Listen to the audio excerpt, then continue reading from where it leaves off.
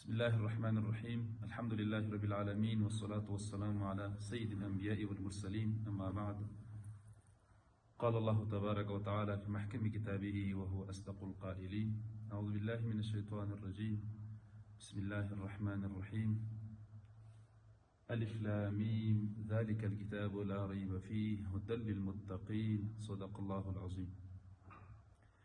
زما د اسلام محترم ورونو، خصوصا د مسلمه امت ځوانانو، ځوان انرژي، یانګ جنریشن، الله مو روغ لره، الله مو وساته، ښه راغلاست. یو ډېر نوي څه مو راوړي دي. نو عنوان یې دا ده: ای مسلمان ځوانه، هم د فکر قوي کړه او هم ډالۍ ترلاسه کړه. موږ دا اراده کړې ده چې فکر او ډالۍ په نوم دغه فکري درسونو، عقیدوي درسونو سلسله به وي، او 2 میاشتې درسونه دي، 2 میاشتې درسونه به وي، او هره جمعه 10:30 بجې به شروع کېږي، جمعې په ورځ، او 8 سیمینارونه دي. اخر کې امتحان لري.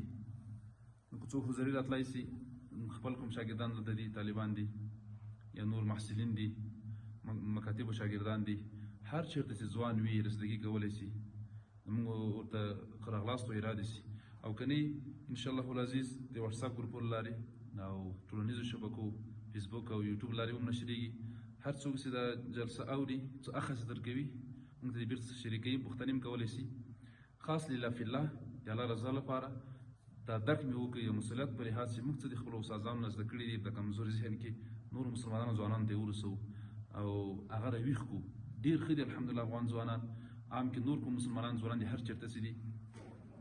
موږ دغه درسونه کېدای سي دوی لپاره یو توښه وګرځي، د دنیا او آخرت ښایست وګرځي، موږ لپاره هم اجر سي، دوی ژوند هم ښایسته سي، فکر هم قوي سي. او موږ افغان مسلمان ځوانان او عموم کې که نه مسلمان داسې ځوانان ولرو نو چې هم د قلم څښتنان وي، هم د ویښ فکر، هم د قوي عقیدې څښتنان وي، او ټولو دنیا سره مبارزه وکولی سي او اسلام دین خپور کړي، او په ښو حمیده اخلاقو سره انشاءالله. هېڅ کوم مادي پیس نه لري، نو پیسه نه لګېږي، فقط MB دې مصرفېږي. او که دلته ظاهر راغللې، خو لارې کې به لږ راستړی سي، کرایه به دې مصرف سي، نور څه نسته، هر شي نه څه وي. فلحال خو موږ د پکتیا پوهنتون شاته موږ نبیل الورا مدرسه سي ده، مسجد قبا اړوند که نه، پکتیا پوهنتون شاته بالمنزل مومن خیل شهره کې. نو دلته مو خپله کوم درسونه دي، شاګردان یو لپاره ما دا درس خو باله شروع یې کړم، تجوید درسو تر څنګ هره جمعه 10:30 بجې به وي. نو تاسې هر څوک چې وي دلته راتللی سي، نو ښه راغلاست ورته وي. دغه 8 جمعې 8 سیمیناره دي، نو دغه موضوعات به شریکېږي د سره، که دوی ته لږ نږدې کړي. نو قاري صاحب مبارکه. اوله موضوع فکري استعمار پېژندنه او د معاصره بڼه یې یو موضوع. دویم د کفارو پېژندنه او حالتونه یې، دې کې به نور تفصیل شته، هر ورځ به سیمینار دي کې، شاید ځینې کې 2 سیمینار هم سي، 2 درسه سي. او بل د کافرانو سره کوم ډول تعلق ساتل حرام دي، څو ډول اړیکې دي که نه، د قرآن حدیث نه به انشاءالله تشریح کېږي. او څلورم د خوارجو پېژندل او په شبهاتو باندې رد، خارجي فکر پېژندل که نه. اصل کې موږ کار له هغه نظریې سره ده، ایډیالوژي فکر سره ده، اشخاص سره موږ کار نه لرو. یو شی ثابتوو، ښه کوم ده، بد کوم ده، د دې هر ځوان په دې پوهېږي، هر شخص په دې پوهېږي، مسلمان چې دا اوس ښه ده دا بد ده. موږ د هغه فکر نظریې سره کار ده. او پنځم ډیموکراسي کفر ده که اسلام، دا به تشریح کېږي.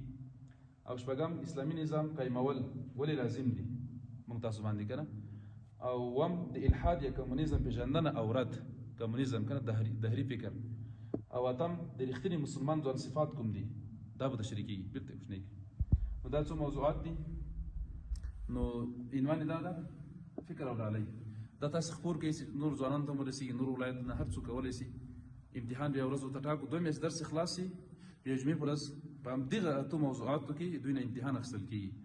انشاءالله زه په خپل شخصي لګښت یا نورو ځوانان، نو څوک مخلص مسلمانان وي، هغو ته زه وایم چې زه د ځوانانو امتحان اخلم، درس مې ورکړی، نو ډالۍ تاسې ورته برابرې کوي.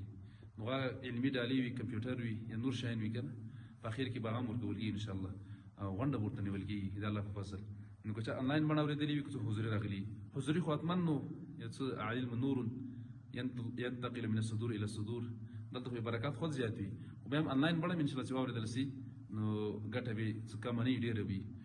په لوی رب مسپاره، دوه میاشتې درسونه دي، فکري عقیدوي درسونه، 8 سیمینارونه دي، په اخر کې به امتحان ده په همدو موضوعاتو کې. وروسته بیا بله لړۍ شروع کېږي، 8 درسونه داسې بله انشاءالله. امید دا ده، دعا کوم اول د الله پاک دې کوم څومره استادان دي چې کوم ژوندي دي، الله دې عمر کې برکات واچوي، الله دوی وساتي.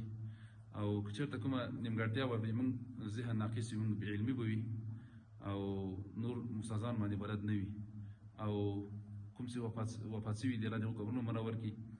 نو چا چې موږ ته شکر د درس لپاره چې مسلمان ځوانانو لپاره درس، نو دا مهم دي فقهي درسونه، نو هغو ته دې الله اجر ورکړي. او بس هم فکر کوي کړه هم ډالۍ ترلاسه کړه. موږ تاسو دا عنوان ده، په دې باندې مخ ته ځو، د مخ نور مسلمانانو ته سره شریکه کوي.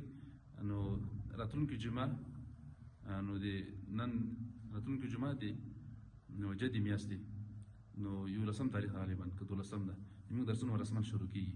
الله مو وساتله، الله مو خوشاله، ډېره مننه.